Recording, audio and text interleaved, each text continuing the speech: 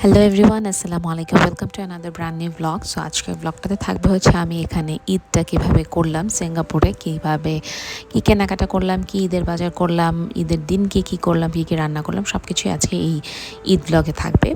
So ঈদের বাজারের জন্য আমি চলে যাচ্ছি মোস্তফা সেন্টারে। ঈদের বাজার প্লাস হচ্ছে মাসের বাজারের জন্য আমি চলে যাচ্ছি মোস্তফা সেন্টারে। আমরা সাধারণত মাসের বাজারটা মোস্তফা সেন্টার থেকেই করে থাকি। আজকে হচ্ছে ঈদের আগের দিন মানে হচ্ছে মাঝখানে একটা দিন বাকি। আমাদের হাতে একদমই সময় ছিল না, তাই কোনো রকম সময় বের করে আমি আর ফয়সাল চলে গেছি মোস্তফা সেন্টারে।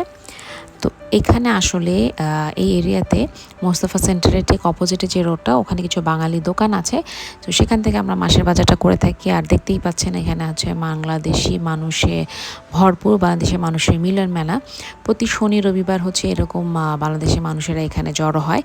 আর তার উপরে হচ্ছে যেহেতু রোজা, সবাই ইফতার কিনে রোজা ভাঙার জন্য এখানে ওয়েট করছে।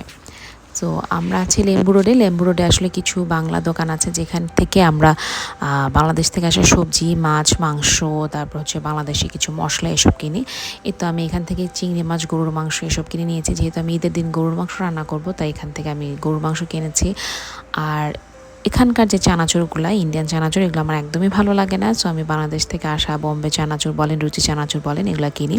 এছাড়া হচ্ছে আমাদের সরিষার তেল, পাঁচফোড়ন, এইসব মশলাগুলো আমি এই দোকান থেকে কেনাকাটা করি। দেখতেই পাচ্ছেন আমি সেমাই কিনে ফেলেছি, আমার সবজি কেনা শেষ, মোটামুটি আমার সব কিছু কেনা শেষ। তো আমরা ইফতারি কিনে নিয়ে বাইরে ওয়েট করছি। এই ফাঁকে আমি আপনাদের জন্য কিছু ভিডিও করে নিলাম দেখানোর জন্য যে এখানে আসলে শনি রবিবার কী ধরনের ভিড় থাকে। তো আমি এই রাজধানী এন্টারপ্রাইজ থেকে আসলে আমার মাসের বাজারটা করে, সবজি বাজারটা করে থাকি। সো আমরা এখন আসলে ওয়েট করছি ইফতারের জন্য। তো ইফতারের জন্য আমরা চলে গিয়েছিলাম হচ্ছে সিটি স্কোয়ার মলে। সেখানে আমরা রোজা ভেঙে একজনের জন্য ওয়েট করছিলাম। সো সেই ওয়েট করার জন্য আমরা আসলে চলে গিয়েছিলাম স্টারবাক্সে। সেখানে আমরা বসে একটু কফি খাচ্ছিলাম, প্লাস হচ্ছে আমার আগে একটু খাইয়ে নিলাম। ওয়েট করতে করতে যেহেতু আপুর দেরি হচ্ছিল, সো আমরা হাঁটতে হাঁটতে দেখলাম যে স্কেচার্সে একটা কিনলে একটা ফ্রি ঈদ উপলক্ষে অফার চলছিল। সো দেরি না করে আমি আর আমার হাজব্যান্ড দুইজনই আমরা আসলে জামাই বউ স্নিকার্স কিনে নিলাম। সো হ্যাঁ, খুব সুন্দর একটা স্নিকার্স কিনেছি। ও একটা ব্ল্যাক কালার স্নিকার্স আর আমি একটা ব্লু কালার স্নিকার্স কিনেছি। দেখতেই পাচ্ছেন আমার স্নিকার্সটা, এবং এত আরামদায়ক এই স্নিকার্সটা বলার মতো না। সো আপুর কাছ থেকে কাজ শেষ করে জিনিসপত্র নিয়ে আমি ঢুকে গেছি হচ্ছে মোস্তফা সেন্টারের ভিতরে। এখান থেকে আসলে আমরা মাসের বাজারটা করে থাকি। এখান থেকে চাল, ডাল, আটা, ময়দা, দুধ, চিনি যা লাগে সব কিছুই আমরা মাসের বাজার এখান থেকে করে থাকি।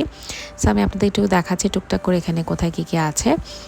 আমার মোটামুটি সব কিছুই নিয়ে শেষ। এখন আমি চালটা নিব, আর হচ্ছে যেহেতু ঈদের দিন ডেজার্ট মানে হচ্ছে ক্রিম, দুধ, চিনি, এগুলো তো লাগবেই। সো আমি এগুলো একটা একটা করে পিক করে নিচ্ছি।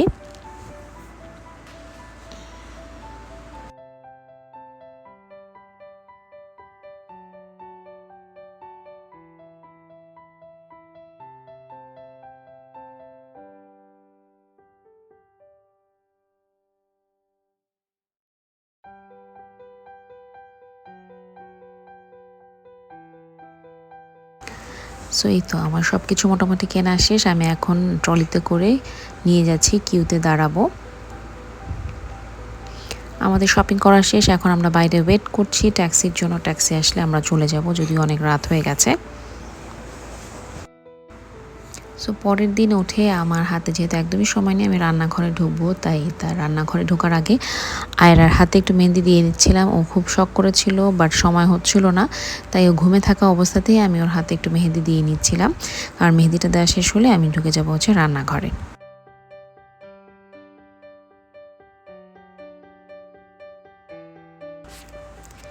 মেহেদি দেওয়া শেষ করে আমি আসলে রান্নাবান্না নিয়ে ব্যস্ত হয়ে যাই। আমি এবার ঈদে বালুশাহী মিষ্টি রান্না করেছিলাম। বালুশাহী খুব খেতে ইচ্ছে করছিল, তাই বালুশাহী মিষ্টি বানিয়েছি। আর ঈদ মানেই তো মিষ্টি, অনেক বেশি মিষ্টি খাওয়া হয়। সো আর গেস হোয়াট, এবার আমার বালুশাহী মিষ্টিটা একদম হিট ছিল। এই তো বালুশাহী মিষ্টি রান্না করেছি।